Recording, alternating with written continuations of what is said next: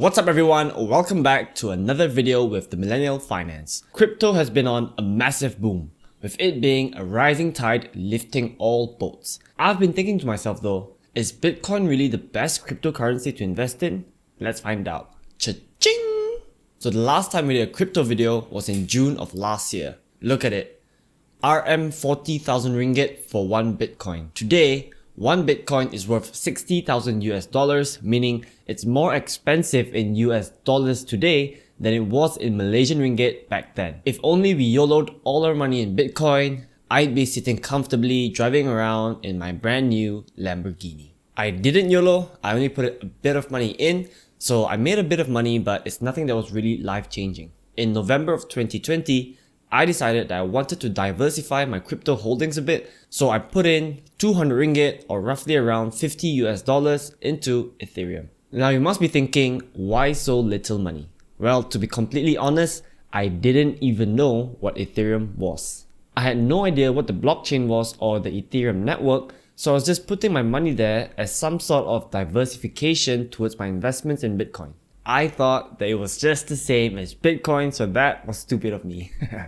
I know, this is completely against what we always tell you guys, especially when we talk about stocks. So don't be like me, do your research before you invest your money. Fortunately for me, the price of Ethereum has actually 6 times since the first time I bought it in November, which is completely insane. Again, I want to let you guys know that it is not normal to get these kind of returns in such a short time frame, so this is not something that we should be looking for consistently. But then again, Dogecoin has been on a tear and it's been going up by so much every single day recently on no fundamentals, so who knows. Fortunately for me, even though I didn't know what Ethereum was about, I made 6 times my money. Unfortunately for me, I only put 200 ringgit in, so this amount is now worth roughly 1,200 ringgit or $300. If only I did my research back then, got the confidence in Ethereum, and put more money in, I would already be driving my second Lamborghini by now, but you know, I make bad decisions, so I have a total of 0 Lamborghinis. Hope you guys know that we're actually just kidding about this, and we actually don't recommend you putting a huge portion of your portfolio in crypto because at this stage, it's still very early and a lot of the use cases are still developing. So it's a very high risk, high reward kind of play, so just maintain the balance. To be honest, I don't feel any regret at all not putting more money into crypto last year, even though I could have made so much more. But you see, this is just an approach that I have and I'm being disciplined and sticking to it. Hindsight is always 2020. If crypto crashed instead, I wouldn't even be making this video. Anyway, if you want to buy Bitcoin or Ethereum, you can sign up for Luno using our code, which we'll leave in the description down below. Once you buy 500 ringgit worth of Bitcoin, we'll both get 50 ringgit so that one day it'll become 5,000 ringgit, hopefully. So now, to the purpose of this video. In the past few weeks, I finally did the one thing that I should have done a long time ago, which is dive deeper into Bitcoin and Ethereum and understand the underlying technology. Just a disclaimer though, I've got so much more to learn and I know that we have so many followers and subscribers who know way more about crypto than me, but I'm just going to tell you what I understand and what I'm doing and why. To give a bit of backstory, I used to have an allocation of Bitcoin and Ethereum of around 75% and 25%.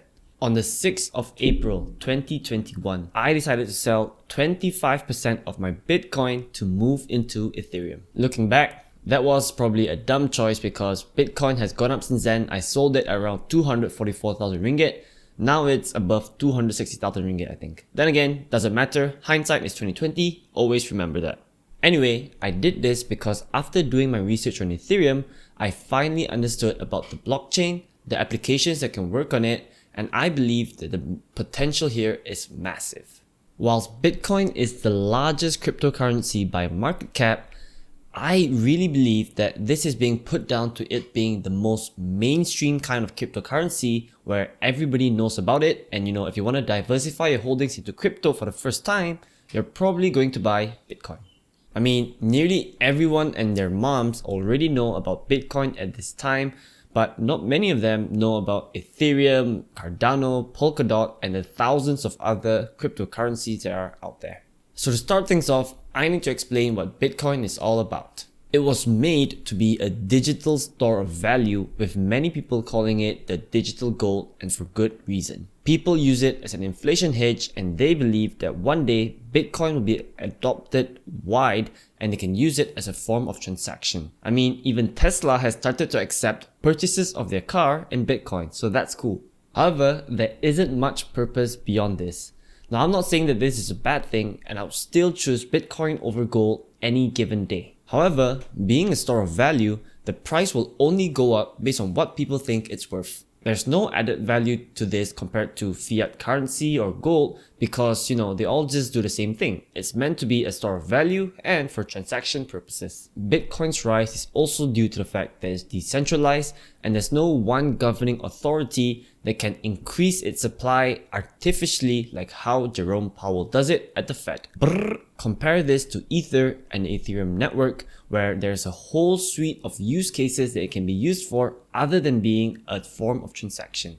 Many people may not know, including myself 3 weeks ago, that Ethereum is actually the name of the protocol, and the cryptocurrency that is used to pay for this is called Ether. So you know how Bitcoin is decentralizing the way that we control money and making transactions? Well, Ethereum is doing it to a whole different level. Using the blockchain, the Ethereum protocol allows us to decentralize way more beyond that, with use cases in identity management, in financial transactions, and even ownership of real estate. They do this by applying smart contracts.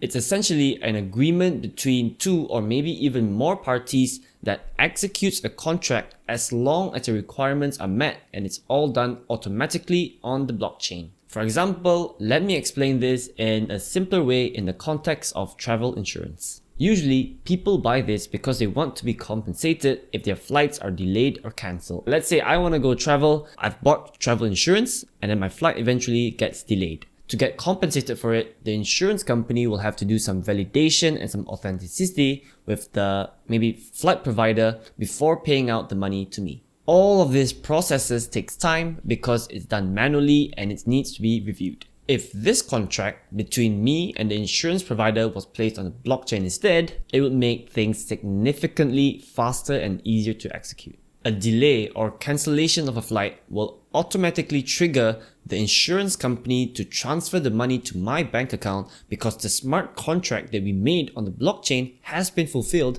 when the flight got delayed or cancelled. So, no need for the insurance company to have someone there sitting down manually, looking at a computer screen and transferring the money to me. That's just one example, and there are so many other use cases that this can be used for, like decentralized finance or DeFi.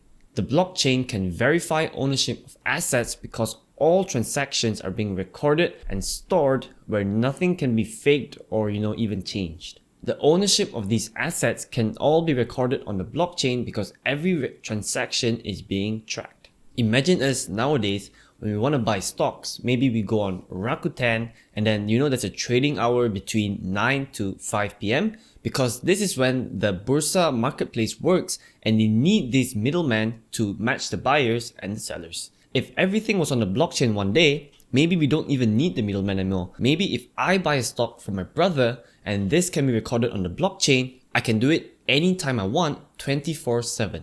That's another use case for the blockchain. I don't know when it will work out or if it even will, but it's something cool that we should look out for. Recently, Coinbase, another cryptocurrency exchange, released tokens of its own stock and even Tesla to try out this kind of method, so let's see how this progresses. Another thing that has seen massive hype is non-fungible tokens or NFTs. For those of you who don't know, I'm going to try to explain it simply. It's basically a way for people to own digital assets and have exclusive rights to it, even though it's not really exclusive. Major sports leagues like the NBA and the NFL are already participating and seeing how they can use NFTs to expand their revenue and provide these digital assets. Imagine I'm a massive fan of Manchester United, which I actually am, and I want a recording of the winning goal that they scored to win the Champions League. Of course, anyone can watch this video on YouTube, but because I'm a diehard fan, I'm going to buy this NFT from either the Champions League or Manchester United, which shows that I'm the real owner of this video.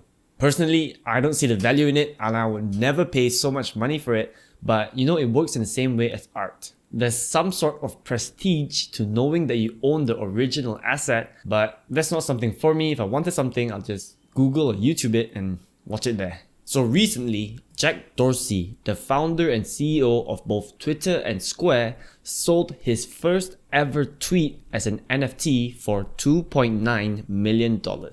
All it said was, just setting up my Twitter, but people thought that it was valuable, and even though every single one of us can go to Twitter and see this tweet right now, only one person owns this NFT, and I guess it makes him feel good.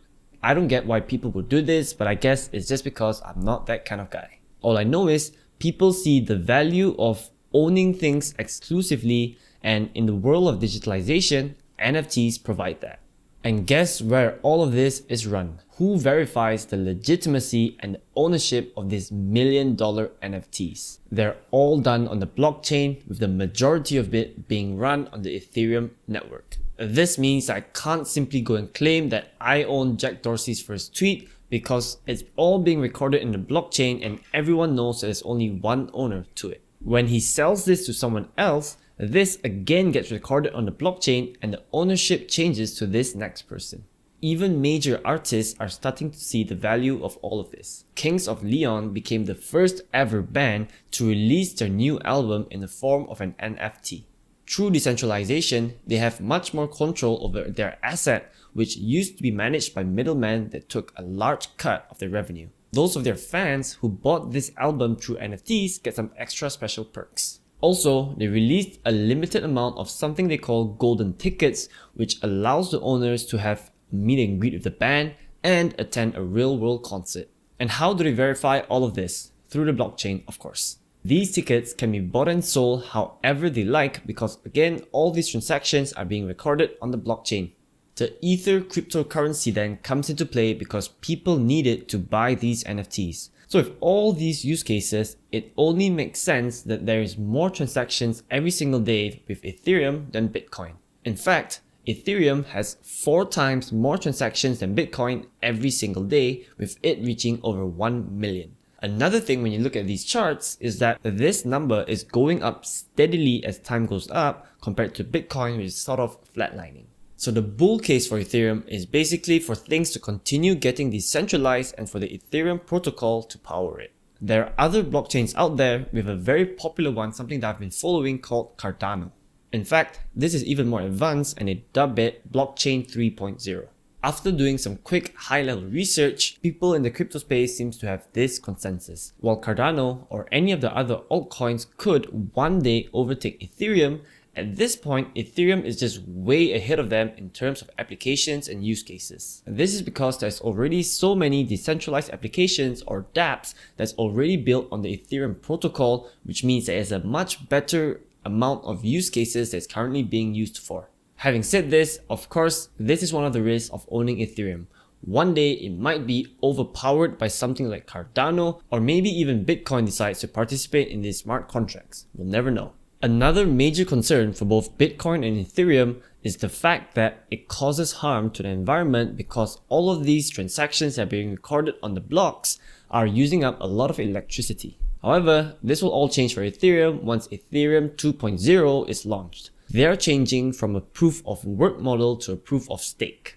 Again, I won't go so deep into this because it's a bit more complex, but feel free to read up or watch other people's YouTube videos on it. It's still too early to know what will happen, but at least it's a step in the right direction. Having said all of this, I'm now much more convinced of the potential of Ethereum, where I previously thought stupidly that it was the same as Bitcoin. Don't get me wrong, I still really like Bitcoin and will continue holding it in my portfolio. I'm just doing a simple reallocation and taking up some of my Bitcoin investments and putting it into Ethereum.